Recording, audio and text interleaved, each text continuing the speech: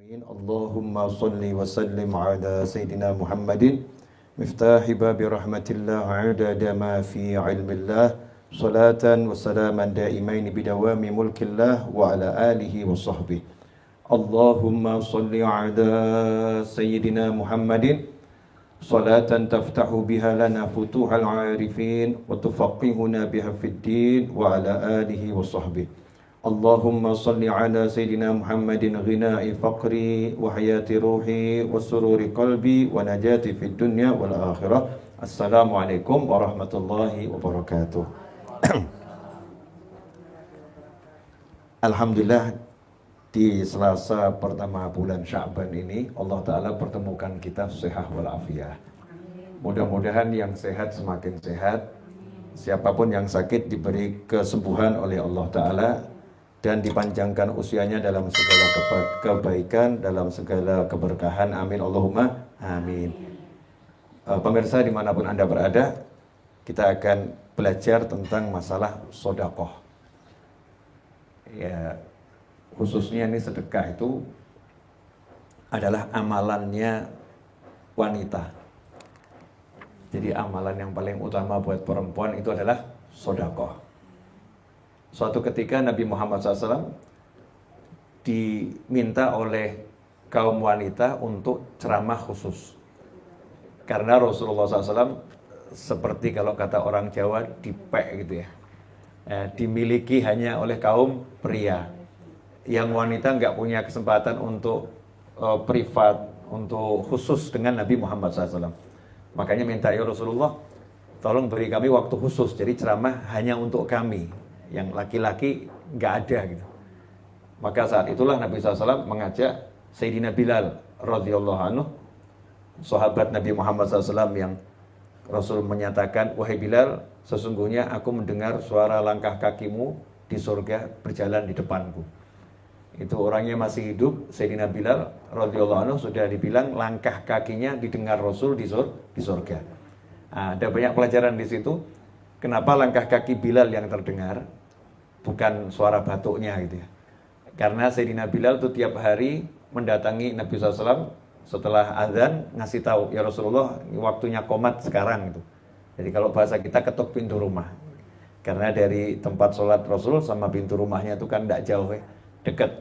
Nah, Sayyidina Bilal yang ketuk pintu rumah. Sehingga Nabi SAW hafal betul, ini suara langkah kaki Bilal. Seperti kita kalau udah akrab sama orang, wah ini jalannya dia nih ya, suara jalannya dia. Oh ini suara dehamnya ini, hafal. Nah tapi kalau Bilal dihafal karena suara langkah kaki. Dan sudah disebutkan di surga orangnya masih di muka bumi. Jadi ada manusia-manusia yang memang walaupun masih hidup, sudah dia itu tercatat pasti masuk surga, dan semoga kita termasuk di antaranya. Amin Allahumma amin. Fadlullah wasi', karunia Allah luas ya. Allah memberi siapapun yang Allah kehendaki. Mudah-mudahan kita termasuk beserta keluarga kita, sahabat kita, teman-teman kita, dan semua orang yang berbuat baik kepada kita. Amin Allahumma amin. Nah, ceramah Nabi SAW, sekalinya ceramah di hadapan perempuan, Rasulullah mengatakan, sesungguhnya penghuni neraka terbanyak adalah wanita. Penghuni surga terbanyak juga wanita. Jadi wanita itu penghuni surga terbanyak, juga penghuni neraka terbanyak.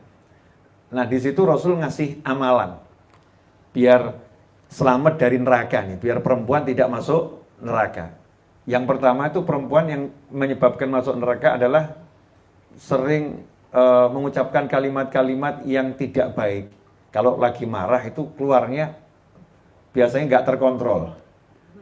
Ya, watakfurul ashir. Kemudian suka melupakan jasa suami.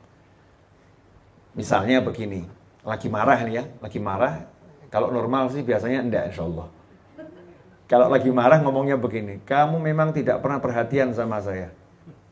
Jadi 20 tahun pernikahan full perhatian, sekali marah itu 20 tahun hilang. Kamu memang nggak pernah perhatian sama saya.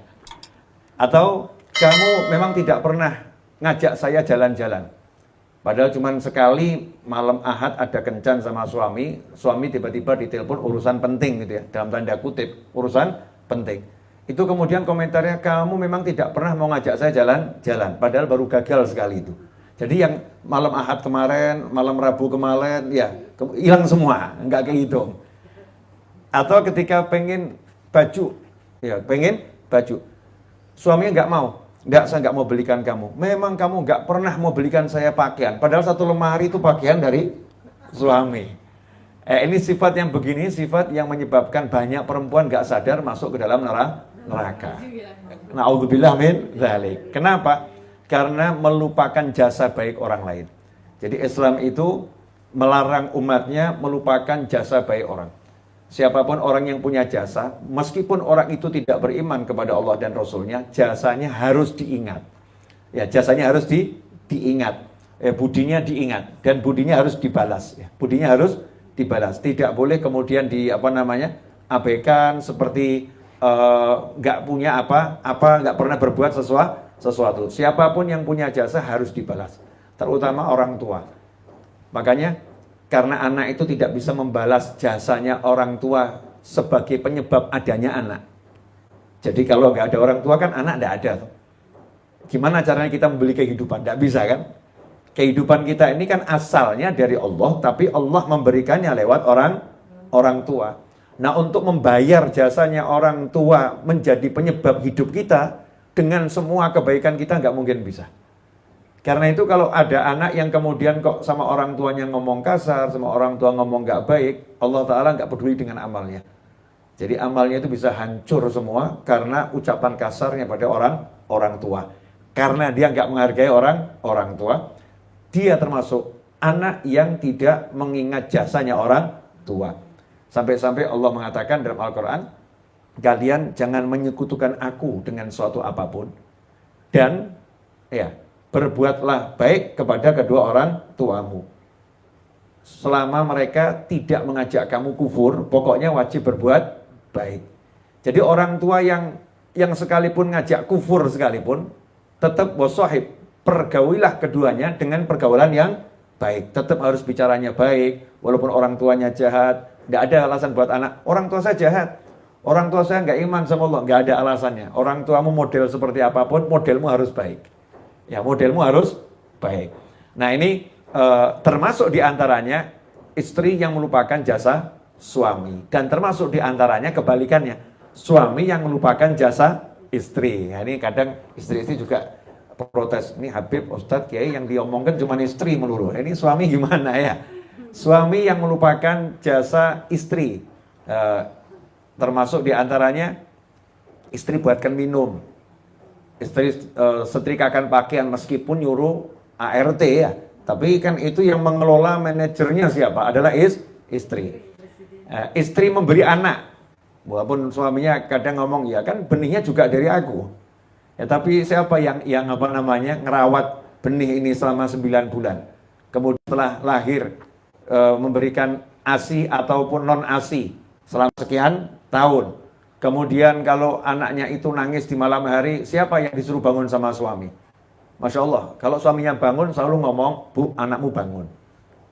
Ya, Bu, anakmu bangun. Jadi nggak kemudian biar istrinya tidur enggak, tapi istrinya bangunkan. Bahkan istri yang udah hamil melahirkan susah ini pun masih dikasih tugas yang berat-berat sama suami, namanya ngurus anak. Kok gitu nggak terima kasih. Nah, itu termasuk yang nggak syukur. La in syakartum la azidannakum wa la in kafartum inna adzabi lasyadid. Kalau kalian syukur pasti aku tambah. Kalian kufur nikmatku, ingat sesungguhnya siksaku teramat pedih. Nah ini buat suami apapun kebaikan istri juga nggak boleh dilupakan ya, harus dibalas dengan balasan yang luar biasa. Nah, termasuk diantaranya adalah istri yang tadi itu sifatnya kalau marah ngomongnya nggak baik, melupakan jasa suami, ini menjadi penyebab masuk neraka. Na'udzubillah min dzalik. Maka sama Rasul dikasih solusi. Karena biasanya perempuan nggak sengaja keceplosan dia. Tapi keceplosannya buat sakit hati suami. Ya suaminya sakit bener, kamu memang gak pernah perhatian sama aku. Masya Allah, ini sekian tahun gak dianggap.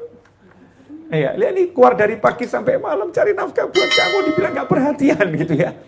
Ini kepala jadi kaki, kaki jadi kepala, dibilang gak perhatian. Siapa sih yang pengen capek-capek? Ya pengennya di rumah sama istri, sama anak, pengennya begitu.